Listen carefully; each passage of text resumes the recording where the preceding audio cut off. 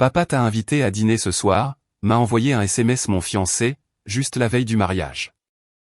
Jolie robe, a dit son père en anglais. Puis, en allemand, il a marmonné, elle a l'air vulgaire. J'ai souri, j'ai levé mon verre, et j'ai répondu dans un allemand parfait. Jolie robe, a dit son père en anglais. Puis, en allemand, il a murmuré, elle a l'air bon marché. La salle à manger est tombée dans un silence de mort. Les verres en cristal tremblaient en l'air. La lumière des bougies vacillait sur l'argent poli. Le doux bourdonnement du lustre devint soudain trop fort.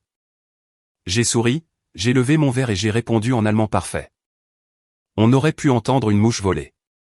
C'est ainsi que cela a commencé. Pas un champ de bataille, pas une tempête, pas une explosion dans un désert étranger. Juste une table de dîner à Boston, un jour avant mon mariage. Et pourtant, d'une manière ou d'une autre, ce fut la bataille qui testerait tout ce que j'avais appris sur la retenue, l'honneur et la dignité. Le SMS était arrivé cet après-midi-là. Papa t'a invité à dîner ce soir, juste nous trois, avant le mariage.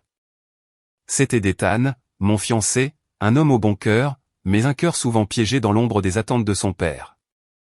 Nous nous étions rencontrés il y a 2 ans lorsque son cabinet avait fourni des conseils juridiques pour le partenariat humanitaire de la marine en Floride après un ouragan. J'avais servi comme officier de renseignement de la marine, rattaché à une équipe SEAL pour la coordination logistique et les évaluations post-mission. Il était le gars avec le costume, le sourire et un bloc-notes rempli de questions sur les procédures d'approvisionnement. Ce ne fut pas le coup de foudre, mais le respect dès le premier mot. Au fil du temps, nous avons trouvé un terrain d'entente, l'officier discipliné et l'avocat prudent. Il aimait mon calme. J'aimais sa gentillesse. Mais quand j'ai rencontré ses parents pour la première fois, j'ai pu le sentir, ce mur tacite entre leur monde et le mien. Son père, Richard Whitmore, était un diplomate à la retraite, du genre à porter encore des boutons de manchette au petit déjeuner et à parler des pays comme s'ils étaient des pièces d'échecs. Sa mère, Margaret, silencieuse, élégante et émotionnellement cachée derrière une politesse de porcelaine. Je ne leur en voulais pas. Je savais simplement qu'ils ne me voyaient pas comme étant de leur milieu. Ce soir-là, je me suis regardé dans le miroir de mon petit appartement. Une robe, simple mais raffinée. Mes cheveux épinglés soigneusement. Mon uniforme rangé depuis longtemps. Je ne voulais pas me présenter comme le lieutenant-commandé Harper Lane, officier de renseignement des US Navy SEAL. Je voulais me présenter comme la fiancée d'Ethan, une femme prête à commencer un nouveau chapitre, pas à revivre l'ancien. Le domaine des Whitmore était perché sur une colline près de Boston. Colonne blanche, allées envahies par le lierre, le genre de maison qui semblait n'avoir jamais connu la poussière. Un majordome a ouvert la porte avant même que je puisse frapper. À l'intérieur, du jazz doux flottait dans l'air. Richard se tenait près de la cheminée, un whisky à la main. Ethan souriait nerveusement. Margaret offrit une brève étreinte, aussi délicate que ses perles. « Harper, » dit Richard, « si contente que vous ayez pu venir. Nous pensions qu'un dîner tranquille serait une bonne préparation avant le grand jour. » Préparation. Ce mot avait du poids. Je l'ai remercié, me suis assise et j'ai accepté le vin. Il a versé du rouge, cher, inutile. Les premières minutes furent des questions civiles sur le mariage. La liste des invités, les projets de lune de miel. Puis Richard commença son sondage subtil. « Alors Harper, dit-il, vous êtes dans la marine, n'est-ce pas ? » « Oui, monsieur. » « Renseignement et coordination sur le terrain. » « Ah, et cette affectation chez les SEAL, c'est assez inhabituel pour les femmes, n'est-ce pas ? » J'ai souri légèrement. « Moins inhabituel qu'avant. » Il hocha la tête, faisant tournoyer son verre. « Une vie exigeante quand même. Dangereuse aussi. Pas exactement idéale pour fonder une famille. La diplomatie non plus, dis-je doucement. Différents genres de dangers. » La fourchette d'Ethan se figea en l'air. Margaret toussa. Richard eut un rire poli. Touché. Il changea de langue, parlant en allemand à un ami de la famille au bout de la table. Mes oreilles captaient chaque mot. J'avais passé des mois à travailler avec des opérateurs allemands dans des missions de l'OTAN. Comprendre leur langue avait sauvé des vies plus d'une fois. Il dit, elle est jolie, mais elle a l'air bon marché. C'était bas, assez bas pour qu'il pense que je ne le remarquerais pas, mais je l'ai fait. Et pendant un instant, j'ai ressenti cette vieille piqûre, celle que toute fille de la classe ouvrière ressent lorsqu'elle est confrontée à un homme qui mesure la valeur en héritage. J'ai posé mon verre de vin, j'ai souri et j'ai dit en allemand, parfois, le costume trompe plus que la robe. La pièce se figea. Les sourcils de Richard se dressèrent. Les invités clignèrent des yeux. Ethan nous regardait comme un homme qui regarde une mèche brûlée. Puis j'ai levé mon verre à nouveau, j'ai pris une petite gorgée et j'ai continué la conversation comme si de rien n'était. Le dîner bégaya ensuite. Le cliquetis des fourchettes devint hésitant. Les banalités revinrent, maladroites et forcées. Margaret a posé des questions sur mes parents. Mon père tient un petit garage à Des Moines, dis-je. Il m'a appris à démonter un carburateur avant que je puisse conduire. Ah, murmura Richard, self-made? Puis le mot self-made sonna comme une insulte. Je l'ai regardé droit dans les yeux. Fièrement. Oui. Il ne répondit pas. Au dessert, Ethan avait l'air pâle. Le tiramisu resta intact. La soirée traîna comme une mission qui tourne mal. Aucun ennemi visible, juste une hostilité subtile dans l'air. Quand ce fut enfin terminé, je me levai et je les remerciai pour le dîner. Ma voix était calme, ma posture droite, mon ton respectueux. Merci, monsieur et madame Whitmore. Le repas était merveilleux. Richard hocha la tête, raide. Bien sûr, toujours bon de rencontrer la famille avant que des engagements ne soient pris. La façon dont il avait dit engagement apportait le poids d'un si non dit. Je me suis tourné pour partir, mais j'ai hésité à la porte. Mon reflet m'a rattrapé dans une photographie encadrée. Richard serrant la main d'un général étranger. Tous souriants, les médailles scintillant, et soudain, je n'étais plus en colère. J'étais juste déçu. Sur le chemin du retour, les lumières de Boston brouillèrent le pare-brise. J'ai rejoué ces mots encore et encore. Elle a l'air bon marché. J'avais été insulté par des chefs de guerre, ignoré par des commandants, sous-estimé par des hommes 2 fois supérieurs à lui. Rien de tout cela ne m'avait piqué autant. Parce que ce n'était pas une question de pouvoir. C'était une question de place. Et pour la première fois, j'ai réalisé que je n'avais pas besoin d'appartenir à son monde. J'avais déjà gagné le mien. Quand je me suis garé, Ethan a envoyé un SMS, désolé pour ce soir. Il est juste old-fashion. J'ai tapé et effacé plusieurs réponses avant d'écrire enfin, ne t'excuse pas pour quelqu'un qui ne s'excuse pas. Puis j'ai éteint mon téléphone, me suis assise en silence et j'ai laissé la ville bourdonner autour de moi. Cette nuit-là, j'ai ressorti une vieille photo de mon père et moi, couverts de graisse après avoir reconstruit une moto. Son écriture au dos, ne laisse personne te dire ta valeur. Tu leur montres. J'ai souri.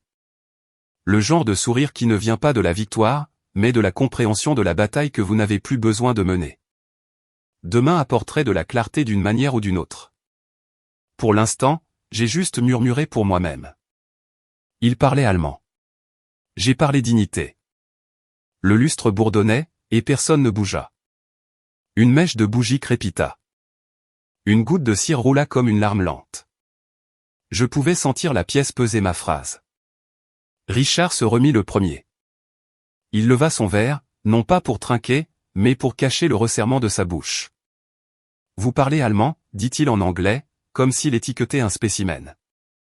J'ai appris parce que j'en avais besoin, dis-je. Les gens vous entendent différemment quand vous faites l'effort. Il hocha une fois la tête, la plus petite concession qu'un homme fier puisse offrir. Les yeux de Margaret s'adoucirent, puis se retirèrent. Ethan était toute excuse sans mots. Le dîner reprit techniquement.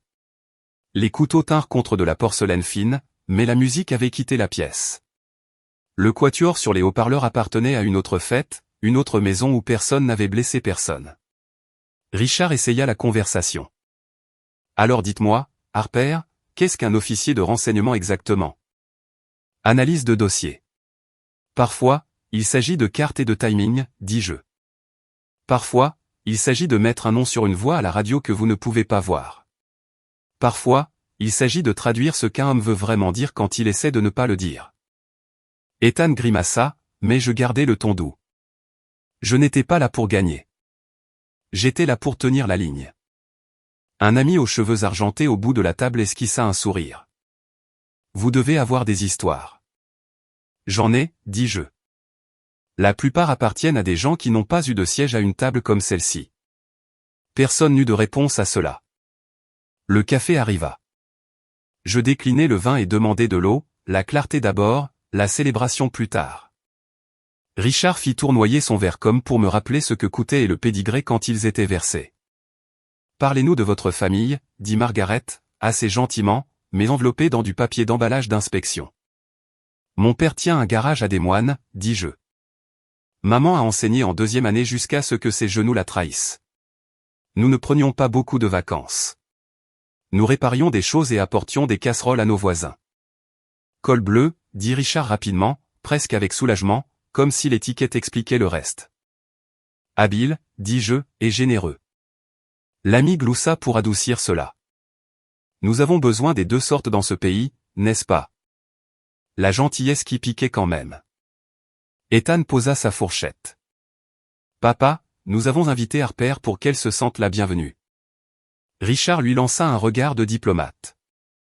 Et elle l'est. J'essaie simplement de comprendre la vie qu'elle choisit. Le service militaire est admirable. Il est aussi dévorant. Le mariage demande de la présence. Il dirigea la dernière phrase vers moi. Il le fait, dis-je. Cette famille aussi, j'imagine. Il me regarda. On aurait presque entendu l'horloge d'échec entre nous. Margaret combla le vide. Ethan dit que vous êtes bénévole dans un hôpital VA. Je le suis, dis-je.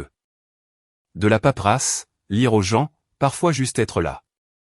Une compagnie silencieuse peut être un médicament. Son visage changea. Mon père disait ça, murmura-t-elle. Il a servi en Corée. Nous avions une fine bande de terrain commun. Rugueuse mais réelle. Richard rompit le silence brusquement. Le mariage, dit-il sèchement. Avez-vous envisagé de reporter? Le cabinet d'Ethan note une possible rotation à l'étranger. Papa, prévint Ethan.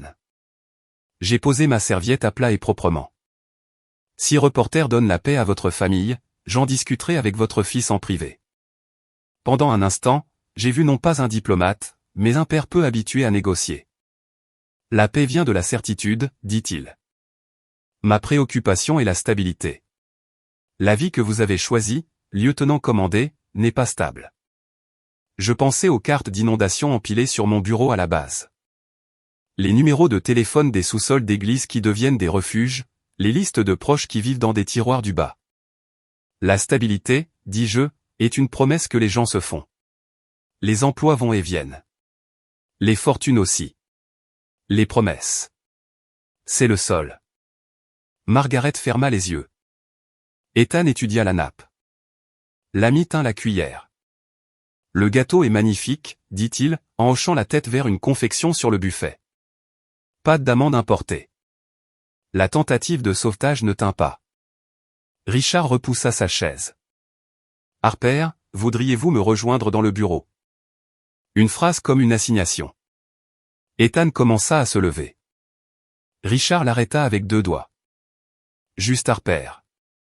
Je le suivis devant des portraits à l'huile de gens qui n'avaient jamais eu à se soucier du loyer. Le bureau sentait le cuir et des livres de diplomatie qui jouaient bien à la caméra. Un globe de la taille d'une petite lune, des récompenses qui captaient la lumière. Il ne s'assit pas. Vous m'avez embarrassé, dit-il. Non, j'ai dit que vous vous étiez embarrassé. Je refusais de le porter pour vous. Vous auriez pu l'ignorer. J'ai ignoré pire quand cela servait la mission. J'ai dit que ce n'était pas une mission. C'était votre table. Il prit une profonde inspiration. Je ne vous déteste pas. C'est bien, dis-je, car je n'ai pas besoin de votre affection pour tenir ma parole envers votre fils. Ce dont j'ai besoin, c'est du respect. Le vôtre est facultatif. Le mien ne l'est pas. Il fixa le globe. Vous et moi sommes nés dans des pays différents. Le même pays, dis-je. Des quartiers différents. Un bref sourire honnête. Vous êtes rapide. Je suis entraîné. Nous ne sommes pas une famille cruelle, dit-il plus doucement. Nous sommes prudents. Les gens prudents testent les choses avant de leur faire confiance.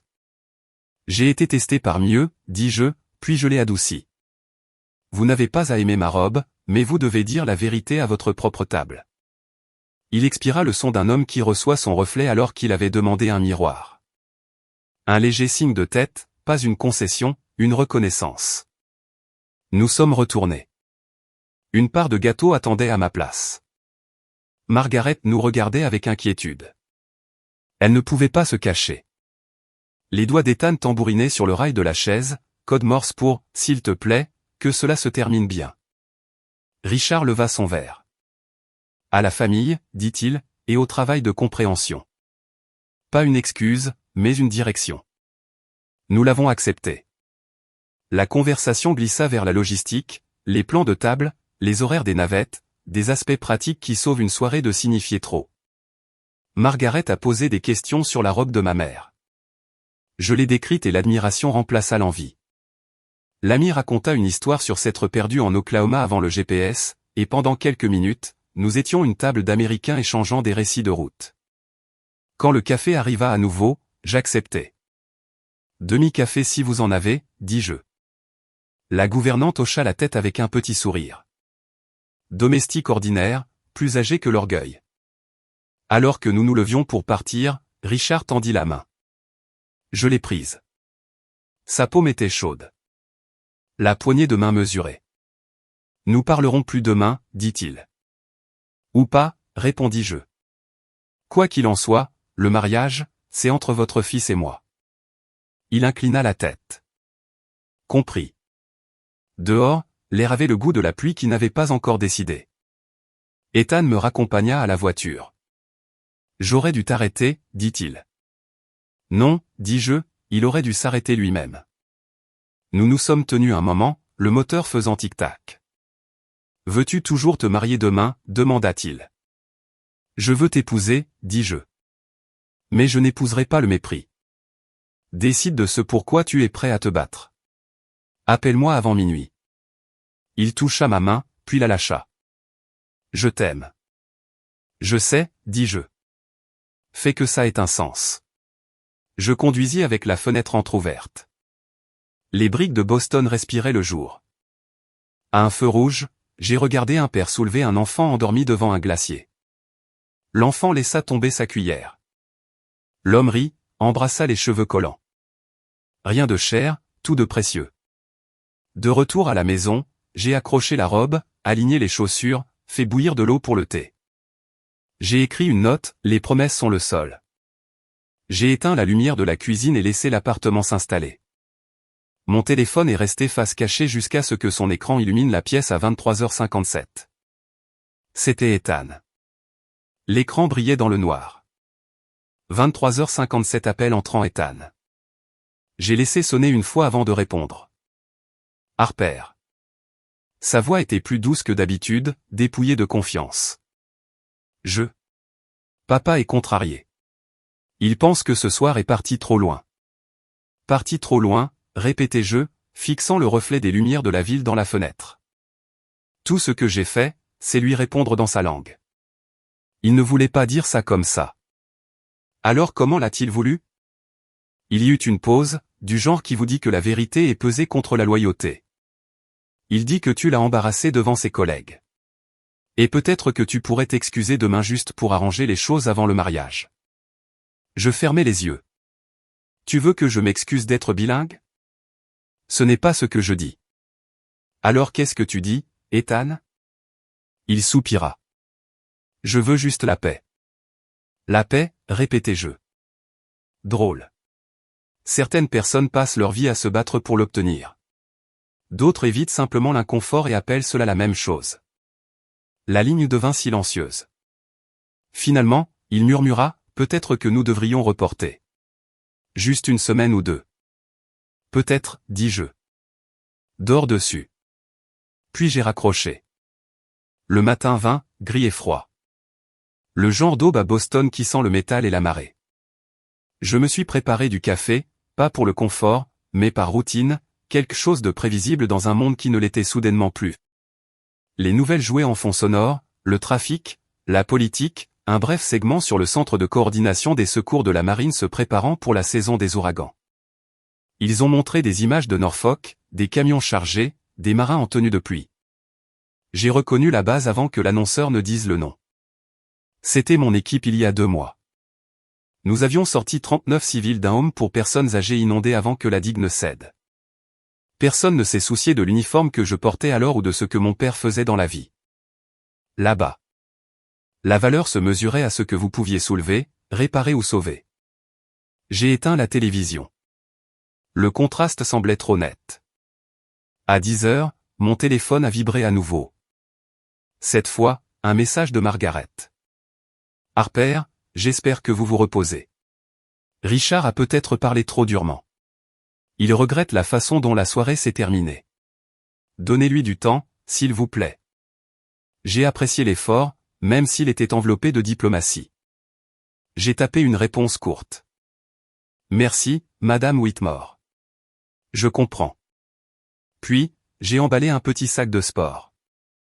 Pas pour fuir, juste par habitude. Un officier s'il ne reste jamais non préparé. Quand je suis sorti, l'air était vif. Ma voisine, Madame Grant, enseignante retraitée, veuve depuis 15 ans, m'a fait signe depuis son porche. Bonjour, lieutenant. Bonjour, madame. Vous avez l'air de penser à des choses lourdes, dit-elle. J'ai souri faiblement. Dîner de famille. Vous savez comment ça se passe. Elle gloussa.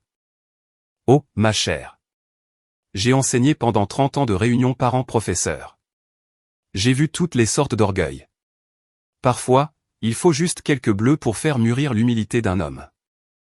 Ces mots persistèrent plus longtemps qu'elle ne le pensait. Cet après-midi-là, je suis allé à l'hôpital VA de South Boston. Les couloirs sentaient l'antiseptique et le courage silencieux. J'ai lu à voix haute à un vétéran aveugle nommé Frank, qui avait servi au Vietnam. Ses mains tremblaient lorsqu'il tournait des pages imaginaires. Miss Harper, dit-il, vous avez l'air fatiguée aujourd'hui. Je le suis, j'ai admis, fatigue de dîner. Il gloussa. Ah, le genre dangereux. Les gens ne meurent pas dans cela, mais ils perdent quelque chose, c'est sûr. Le respect, dis-je. Il hocha lentement la tête. Le père de ma femme lui a dit un jour que je n'étais pas un bon parti pour leur fille. Devine ce que j'ai fait? Quoi? Je l'ai épousée quand même. 52 ans. Qu'est-ce qui l'a fait changer d'avis, demandai-je. La guerre non plus. Les médailles non plus. Le temps si. Il a survécu à son orgueil. Et puis il m'a appelé fils. À ce moment-là, je n'avais plus besoin de l'entendre. J'ai souri. Ça semble familier. Vous les gens de la marine, dit-il, vous avez appris la patience. C'est la moitié de la guerre. Et l'autre moitié, c'est savoir quelle bataille ne vous mérite pas. En rentrant, le ciel s'est ouvert, une pluie lente et régulière qui a brouillé les bords de toute chose. Je me suis arrêté près du port, regardant les vagues s'écraser contre les rochers. Quelque part là-bas, des navires roulaient dans l'obscurité, des hommes et des femmes veillant sans se plaindre. Il m'a frappé alors à quel point le courage peut avoir l'air différent selon où vous vous trouvez. Certaines personnes le voient dans les discours, d'autres dans le silence. J'ai éteint les essuie-glaces, fermé les yeux et laissé le son de la pluie remplir la voiture. Peut-être que c'était ça, pas une perte, mais une leçon. Le lendemain matin, Ethan n'a pas appelé, mais sa mère l'a fait. Harper ma chère, Ethan est contrarié. Il dit que vous avez besoin d'espace. Je suis d'accord, dis-je. Je suis vraiment désolé, ajouta-t-elle. Richard peut être traditionnel. C'est un mot pour le décrire. Elle hésita, puis demanda doucement. Aimez-vous mon fils? Je l'aime, dis-je, honnêtement. Mais l'amour n'est pas un uniforme. Il ne peut pas tout couvrir. Son soupir fut doux, presque un murmure. J'espère qu'il apprendra cela plus tôt que son père. Moi aussi. Les jours passèrent. Je suis retourné au travail à Norfolk, les ordres de rotation étaient arrivés plus vite que prévu. Mon commandant eut l'air surpris de me voir me porter volontaire. Vous n'aviez pas un mariage à venir, Lan? Reporté, monsieur. La météo est plus prévisible, ricana-t-il. Copié. Bienvenue à la maison. La maison était un bureau gris acier à l'intérieur d'un hangar qui bourdonnait de générateurs. Des cartes papier tapissaient encore les murs. Nous ne nous fions pas uniquement au numérique. La saison des tempêtes arrivait tôt, et avec elle, le chaos. Le travail m'a stabilisé. Logistique, horaire, itinéraire de secours, choses concrètes qui ne dépendaient de l'approbation de personne. Ce soir-là, j'ai dormi à la base. La pluie est tombée plus fort, tapant sur le toit métallique comme du code Morse. Je suis resté éveillé, pensant à Ethan, à sa douceur prise sous des générations d'orgueil. Je ne le détestais pas. Je ne pouvais juste pas le suivre dans le silence. La semaine suivante apporta des nouvelles et une tempête approchant au large de l'Atlantique, plus forte que prévu, coupant l'électricité à la moitié de la côte. Notre unité s'est mobilisée. Nous avons travaillé toute la nuit pour installer des tentes de commandement et des grilles d'évacuation. À 3 heures du matin, un appel craqua à la radio. Homme d'infirme civil inondé, route d'accès, plusieurs personnes piégées. Je me suis porté volontaire avant qu'ils aient fini la phrase. À l'aube, nous avions évacué 48 résidents à travers l'eau jusqu'aux genoux. Un homme serrait une photo de sa femme tout le temps. Un autre continuait de remercier les garçons, sans réaliser que l'un de ces garçons était une femme en bottes de combat trempées. Quand le dernier patient fut soulevé dans l'ambulance, le soleil perça comme une grâce. Je me tenais là, trempé et épuisé, mais en paix. 3 jours plus tard, une équipe de télévision locale a diffusé des images de cette mission. Ils m'ont attrapé dans le cadre, casque retiré, boue sur le visage, donnant des ordres avec un calme que je ne ressentais pas. La légende disait, officier des Navy SEAL dirige un sauvetage nocturne sur la base de Norfolk. Je n'y ai pas beaucoup réfléchi jusqu'à ce que mon téléphone se mette à vibrer à nouveau. SMS, appel, numéro manqué. L'un d'eux était d'Ethan. J'ai vu le reportage. Fier de toi. Peut-on parler? Une autre surprise de Margaret Whitmore. Vous étiez remarquable. Richard a regardé les informations 3 fois. J'ai fixé ce message pendant un long moment. Quelque part dans une maison remplie de marbre et de lustre, un homme qui me traitait autrefois de bon marché me regardait sortir des étrangers d'une eau inondée. Et peut-être, juste peut-être, apprenait une nouvelle langue. L'invitation est arrivée 3 jours plus tard. Papier crème épais gaufré d'or comme si rien ne s'était passé. Le dîner de répétition Whitmoreland. Samedi, 18h. Boston Harbor Club. Je l'ai regardé longtemps avant de le jeter à la poubelle. Mais la vie, comme la marine, a un moyen de vous ramener aux affaires inachevées. Le lendemain matin, Ethan a appelé. Harper, dit-il doucement. S'il te plaît, viens. Papa veut parler. Il est différent. Différent comment? Il regarde les images de Norfolk en boucle. Il m'a dit qu'il ne réalisait pas que tu étais toujours en service actif. Il voudra peut-être s'excuser. Peut-être. Ce mot flotta dans l'air comme un ordre inachevé. Pourtant, une partie de moi voulait le voir, pas pour la vengeance, mais pour la clôture. J'ai donc accepté. Samedi soir, je me suis tenu devant mon placard, mes doigts effleurant la manche de mon blazer marine. Puis j'ai arrêté. Non, pas ce soir. Je ne voulais pas que l'uniforme parle pour moi. À la place, j'ai choisi une simple robe bleu marine, des lignes modestes et nettes, le genre de choses qui disaient « discipline sans rang ». Le Boston Harbor Club brillait comme un navire à l'ancre, des murs de verre reflétant le coucher de soleil sur l'eau. À l'intérieur, des rires, des couverts et la musique orchestrée de la richesse. Ethan m'a rencontré à l'entrée. Son soulagement était presque douloureux. « Tu es venu ?» ?»« Oui, dis-je. »« Allons-y. » Il a essayé de sourire. « Papa est plus silencieux ces derniers temps. Ce sera un changement agréable. » Quand nous sommes entrés, la pièce s'est légèrement tournée, comme elle le fait toujours quand quelqu'un d'inattendu entre. Margaret fut la première à s'approcher. Elle me prit les mains doucement. « Harper, c'est merveilleux de vous voir, dit-elle, sa voix plus douce qu'avant. Vous êtes ravissante. Merci, Madame Whitmore. Elle jeta un coup d'œil par-dessus son épaule. Richard est dans le coin. Il a demandé à vous parler en privé avant le dîner. Ethan me serra le bras. Je serai juste là. Je hochai la tête et traversai la pièce. Richard se tenait près de la fenêtre, regardant le port. Le reflet du crépuscule ruisselait sur son visage, le même visage qui, autrefois, me regardait de haut comme un juge. « Commandez l'âne, dit-il, se retournant avec un léger sourire. « Où est-ce lieutenant commandé ?»« Lieutenant commandé, dis-je, mais ce soir juste Harper. » Il hocha la tête. « Harper ?» Alors une longue pause, du genre qui demande de la grâce avant que les mots n'arrivent. « J'ai vu la diffusion, commença-t-il. Vous avez dirigé ce sauvetage à Norfolk. » « Oui, monsieur. » Sa gorge se serra une fois avant qu'il ne dise « Je vous ai mal jugé. » J'ai attendu. J'ai confondu le silence avec la faiblesse, continua-t-il. C'est une habitude chez les hommes de ma génération. Nous pensons que le bruit équivaut à la force. Ce n'est pas le cas, dis-je. Non, admit-il, ce n'est pas le cas. Il fit un geste vers le port.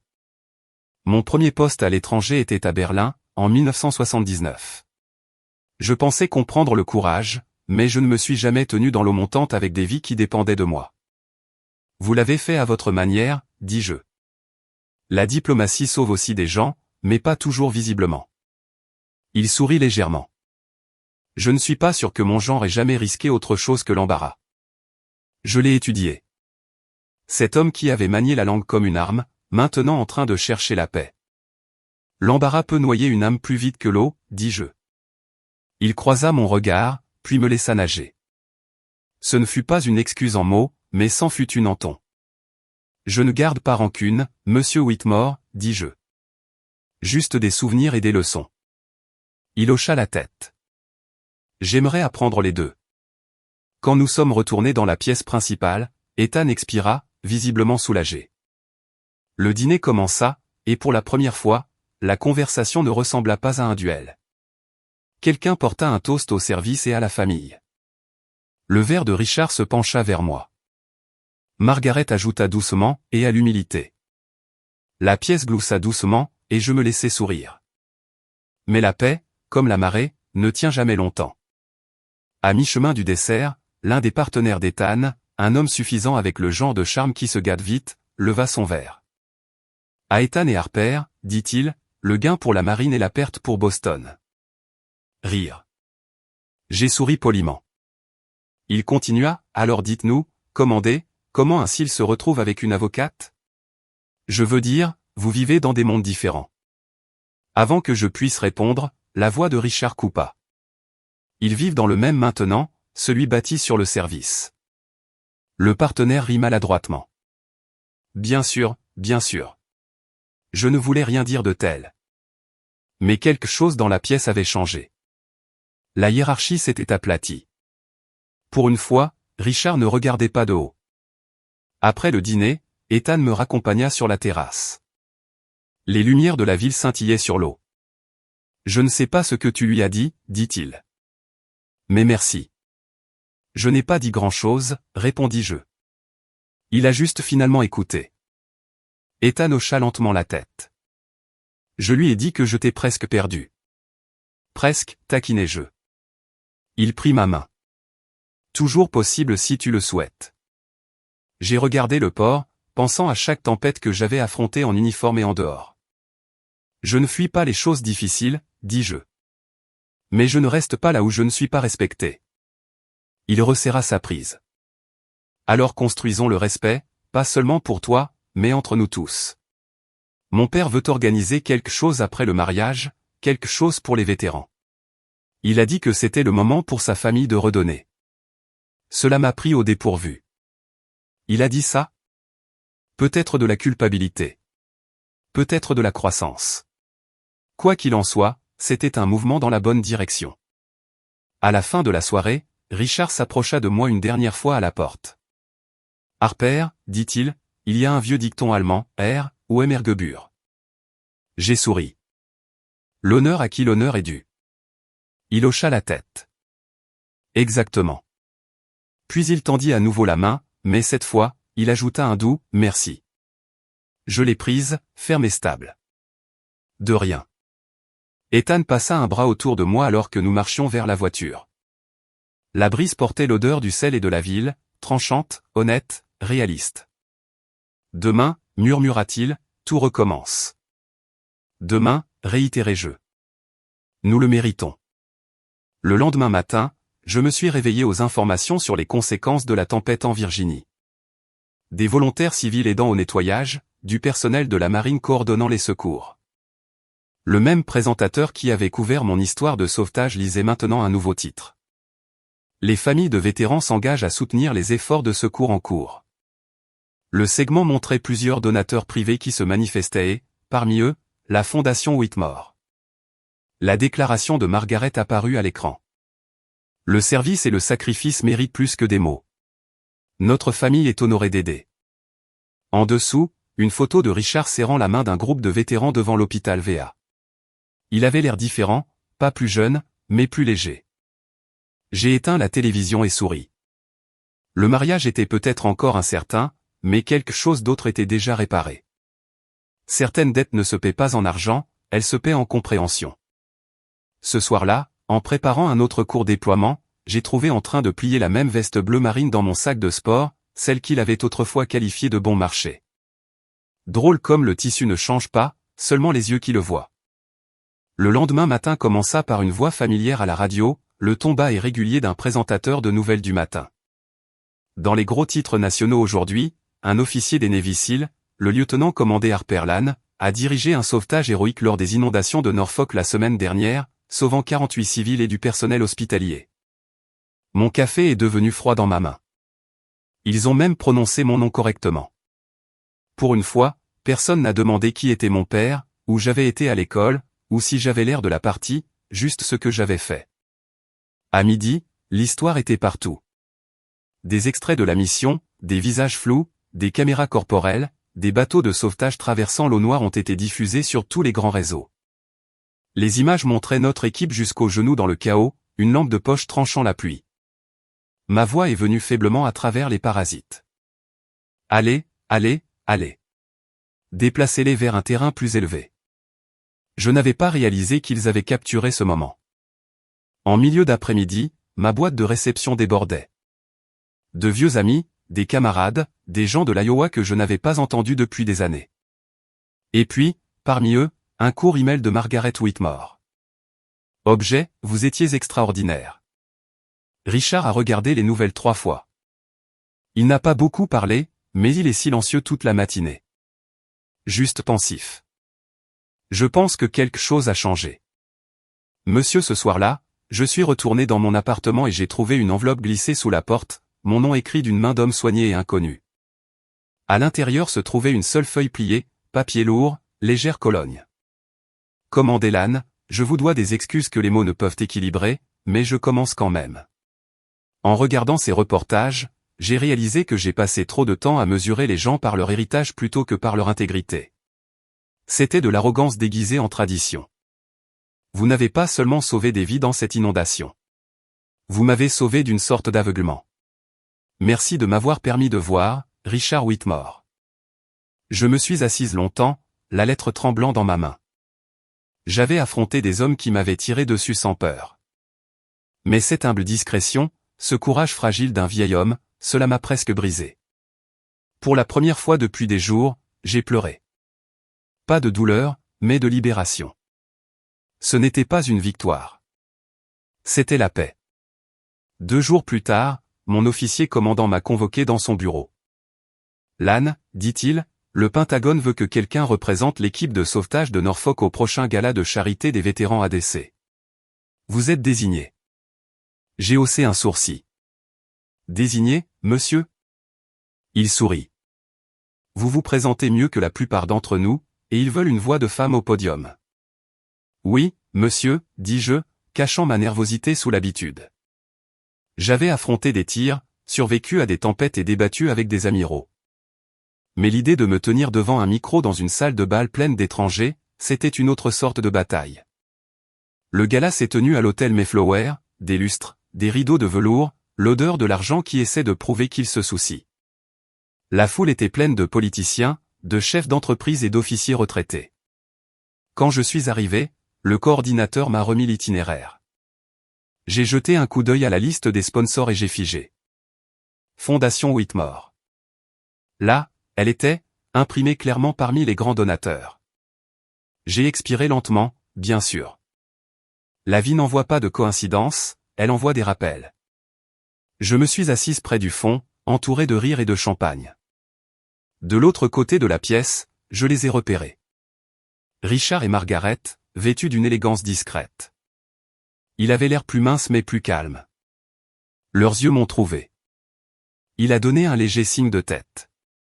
Pas celui de commande d'avant. Cette fois, un geste de respect. Quand le MC a finalement appelé mon nom, j'ai marché sur scène dans mon uniforme blanc de gala, poli, formel, celui que je n'avais pas porté depuis l'Afghanistan. Les applaudissements étaient polis au début, puis ont augmenté. Pas fort, pas sauvage, juste chaleureux, humain honnête. J'ai ajusté le microphone et j'ai commencé. Bonsoir. Je m'appelle lieutenant-commandé Harper Lane, marine des États-Unis. Il y a quelques semaines, j'étais à genoux dans l'eau inondée, aidant des inconnus à monter dans des bateaux de sauvetage. Ce soir, je me tiens ici au sec, au chaud et reconnaissante parce que des centaines d'autres ont fait leur travail pour que nous puissions tous rentrer chez nous. On me demande ce que l'on ressent de diriger une mission comme celle-là. La vérité est que le leadership n'est pas bruyant. C'est écouter quand les autres paniquent. C'est montrer du calme jusqu'à ce que le calme devienne contagieux. La pièce est restée silencieuse, écoutant. J'ai continué. Nous portons tous des uniformes d'une sorte. Certains disent marine, d'autres police, certains pères ou mères ou enseignants. Ce qui compte, ce n'est pas ce que nous portons. C'est qui nous servons. Des applaudissements ont suivi.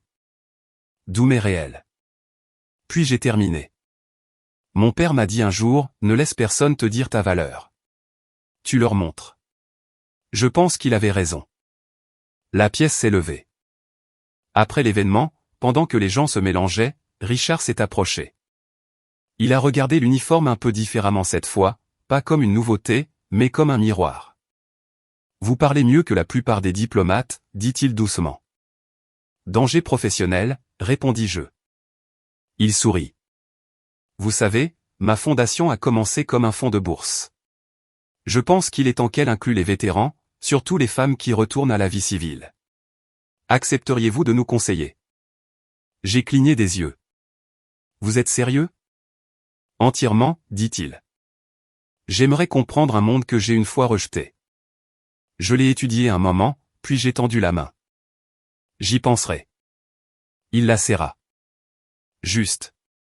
J'espère que vous direz oui dans n'importe quelle langue. Cette nuit-là, j'ai conduit jusqu'au rivage. Les lumières de la ville scintillaient, comme des applaudissements silencieux.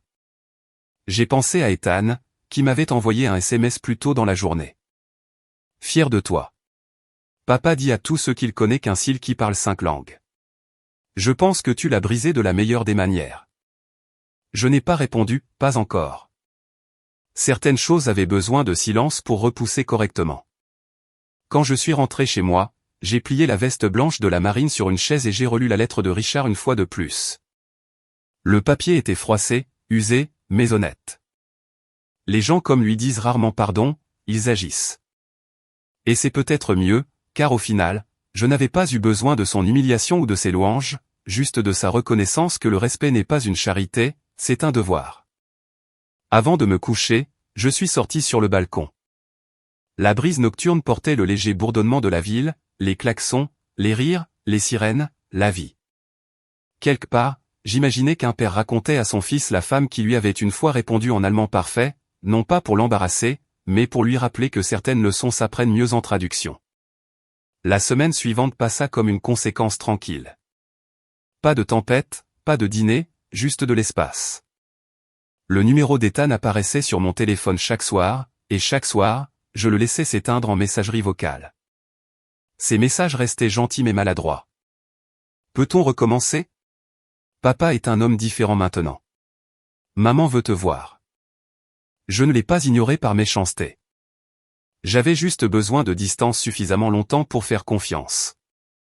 Ce que je ressentais n'était pas de la colère. Quand on a servi assez longtemps, on apprend le danger de la réaction. Le premier coup de poing n'est pas toujours celui qui gagne le combat. C'est celui qui vous apprend quand rester stable. Vendredi matin, je suis passé à l'hôpital VA avant de retourner à la base. Les volontaires rassemblaient des fournitures pour un programme de sensibilisation, des couvertures, des articles de toilette, des lettres. « Commandez l'âne », dit le directeur, souriant. « Le courrier est arrivé pour vous. » Il me tendit une enveloppe lourde scellée à la cire, le genre que les gens utilisaient avant que les emails ne remplacent les excuses. À l'intérieur se trouvait une note écrite dans une écriture familière et penchée. « Cher Harper, je suppose que vous avez reçu la lettre de Richard. Il m'a demandé de ne pas envoyer celle-ci, mais je pense que vous méritez les deux voix. Pendant des années, je suis restée silencieuse pendant que mon mari s'enorgueillissait pour la famille. Vous regardez cette nuit-là, comment vous vous êtes comporté, comment vous lui avez répondu sans cruauté m'a rappelé à quoi ressemble la grâce quand elle refuse de plier. Il n'est pas le même homme. Vous l'avez changé. Nous savons tous les deux que les mots peuvent blesser. Maintenant, il apprend qu'ils peuvent aussi guérir. Si jamais vous nous pardonnez assez pour partager à nouveau un dîner, notre table sera ouverte. Pas de langue, pas de test, juste de la famille. Avec amour, Margaret. Je suis resté dans le couloir un moment, laissant le papier reposer contre ma paume. L'odeur du désinfectant se mêlait au léger parfum de la lettre, lavande, démodée, authentique. Quand je l'ai replié dans l'enveloppe, mes mains ne tremblaient plus.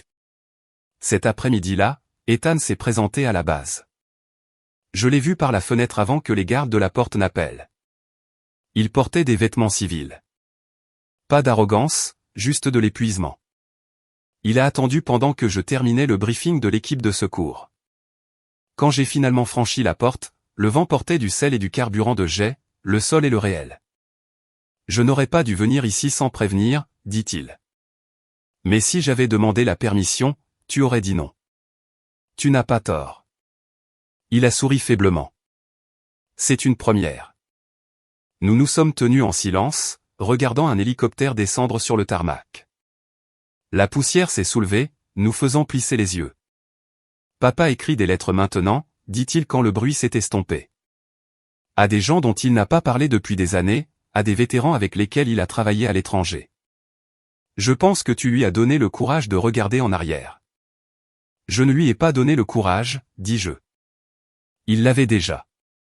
Je lui ai juste tendu un miroir. Ethan hocha lentement la tête.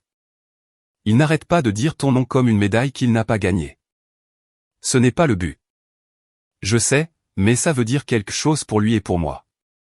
Je voulais te remercier. J'ai étudié son visage. Il y avait de nouvelles lignes, subtiles, celles qui viennent de la réflexion. Qu'est-ce que tu veux, Ethan? Il hésita. Une autre chance, pas pour refaire le mariage, juste pour parler sans les attentes de personne d'autre dans la pièce.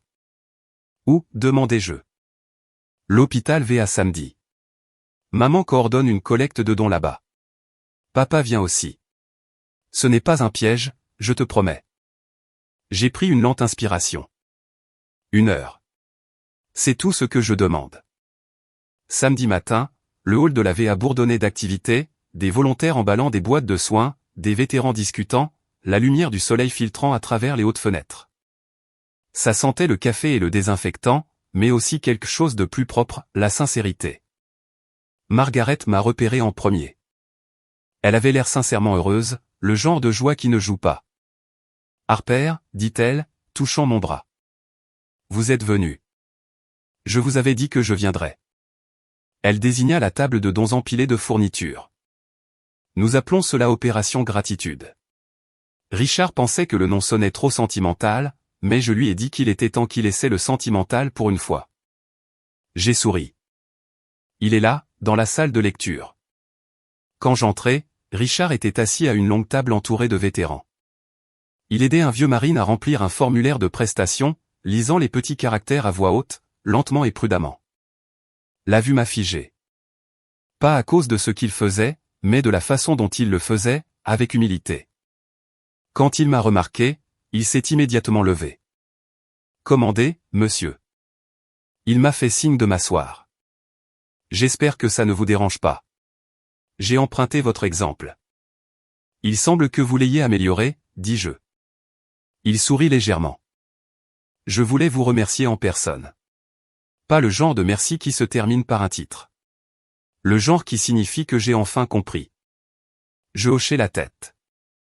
Vous ne me devez pas ça. Peut-être pas, mais je me le dois à moi-même.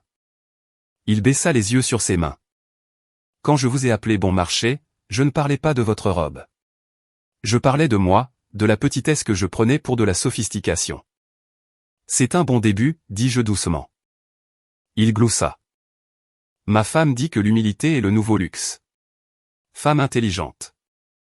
Il leva à nouveau les yeux plus stables. Voulez-vous pardonner à un vieil homme pour son ignorance? Je l'ai déjà fait, dis-je ce soir-là à table. J'avais juste besoin que vous rattrapiez votre retard. Ethan apparut dans l'embrasure de la porte, portant du café. Vous deux en train de parler. Nous avons terminé, dis-je. Pour l'instant. Richard se leva et tendit à nouveau la main. Merci, commandait l'âne.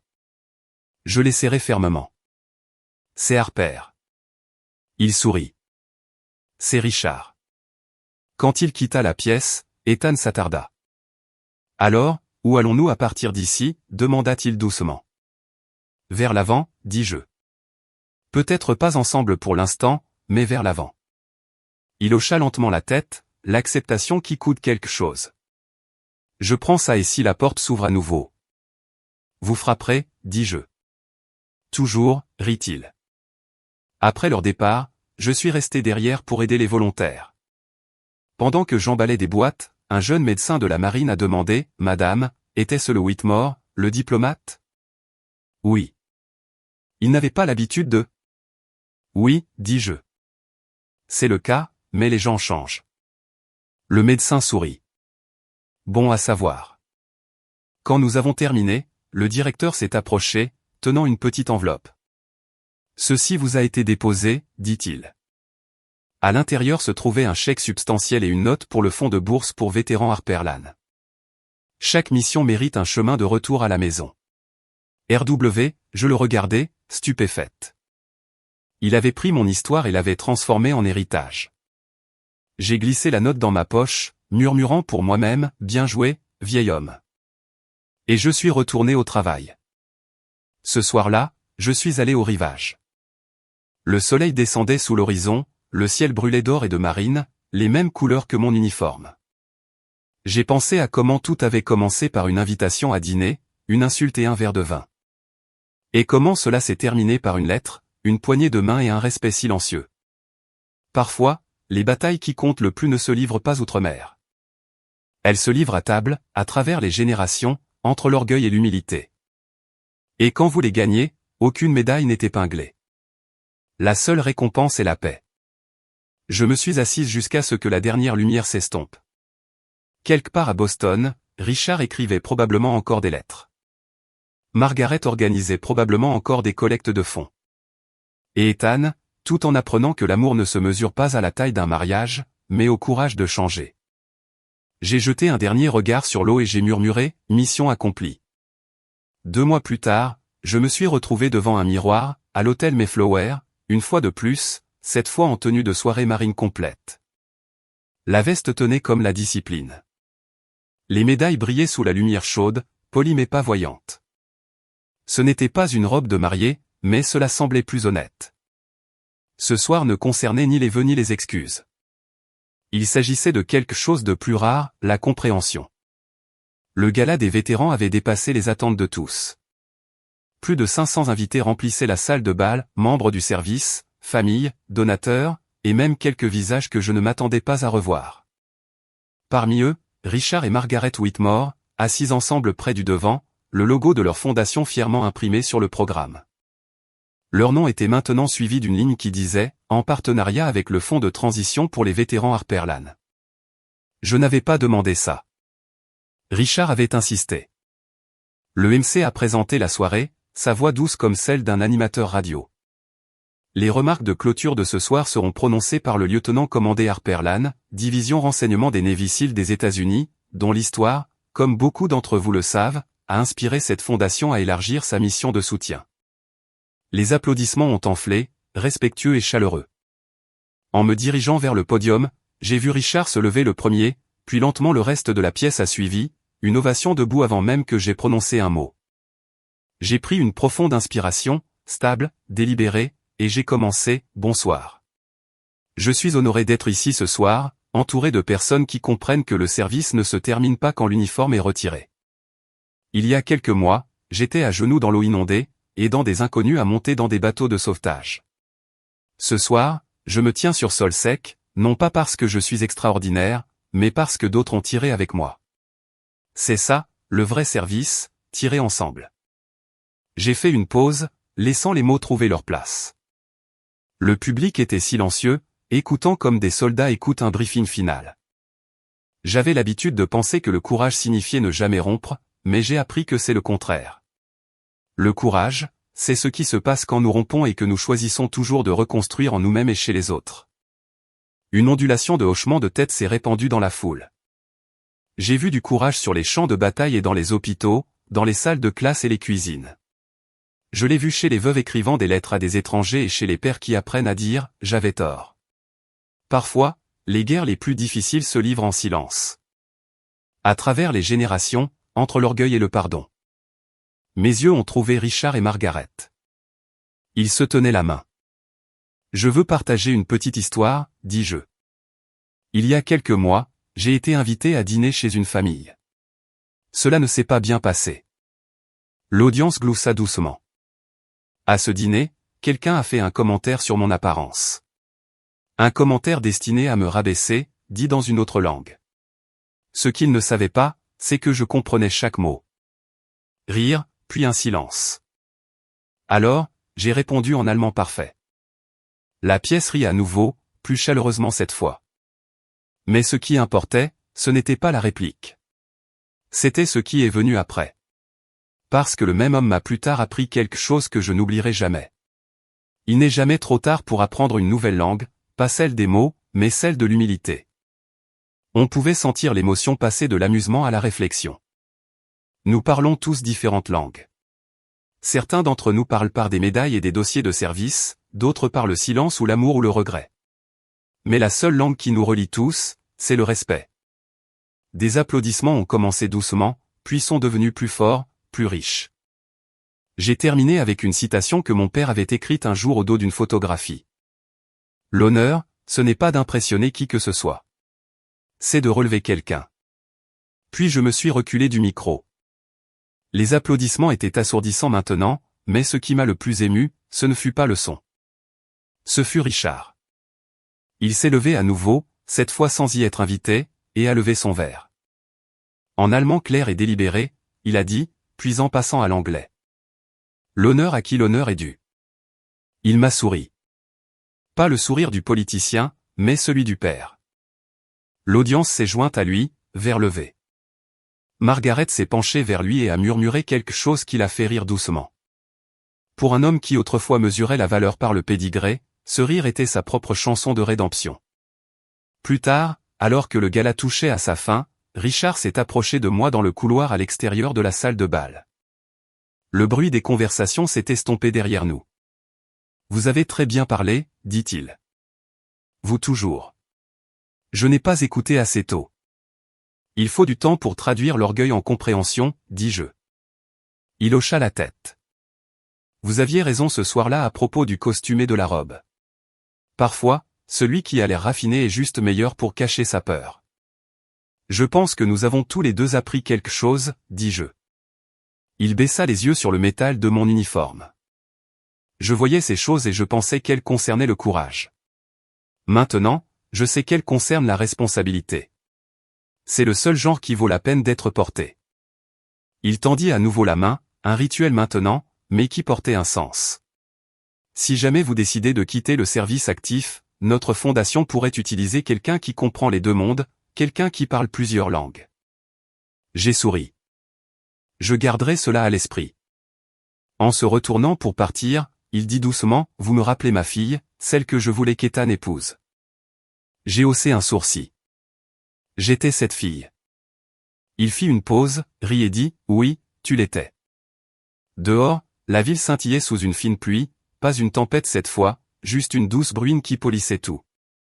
J'ai descendu les marches vers le trottoir, l'écho des applaudissements s'estompant dans le bourdonnement du trafic. Ethan attendait près de l'entrée. Il avait l'air plus âgé, aussi. Pas par les années, mais par les leçons apprises. Je ne suis presque pas venu, admit-il. Papa a insisté. Je suis content qu'il l'ait fait. Moi aussi. Nous nous sommes tenus en silence un moment, le genre de silence qui n'a pas besoin d'être rempli. Puis il a dit, vous savez, je rejoue cette nuit parfois. Le dîner, ton visage quand tu lui as répondu. C'était la première fois que je réalisais à quoi ressemble la vraie force. J'ai souri. Ce n'était pas de la force. C'était de la patience. Un médicament plus fort. Il gloussa. Alors, et maintenant? J'ai une seconde chance? J'ai secoué la tête doucement. Nous en avons déjà eu une. Nous l'avons juste utilisée différemment. Il hocha lentement la tête, acceptant. Je prends ça. Et si la porte s'ouvre à nouveau? Tu frapperas, dis-je. Toujours, dit-il en riant. Quand il s'est éloigné, il a murmuré, au revoir. J'ai ri, mauvais conseiller de branche. Puis il a dit, souriant, comment les cils font leurs adieux. Uya, répondis-je doucement. En marchant vers la voiture, j'ai pensé à tout ce qui s'était passé. Le dîner, l'insulte, le silence, le sauvetage, la lettre, le gala. Chaque moment avait ressemblé à une fin. Mais peut-être que chaque fin n'est qu'une autre traduction de la même leçon. Le respect n'a pas besoin de permission. Il a juste besoin du courage de se présenter. À tous ceux qui m'écoutent maintenant, où que vous soyez, souvenez-vous de ceci. Parfois, les mots les plus petits portent le plus grand pouvoir. Parfois, je suis désolé est plus fort que j'ai raison. Et parfois, les personnes les plus silencieuses de la pièce sont celles qui comprennent toutes les langues du cœur. Si cette histoire vous a ému, prenez un moment pour la partager avec quelqu'un qui attend encore des excuses ou avec quelqu'un qui en a déjà donné. Et si vous avez un jour appris une dure leçon tard dans la vie, sachez que tard, c'est encore à l'heure. Parce que l'honneur, ce n'est pas de gagner, c'est d'écouter.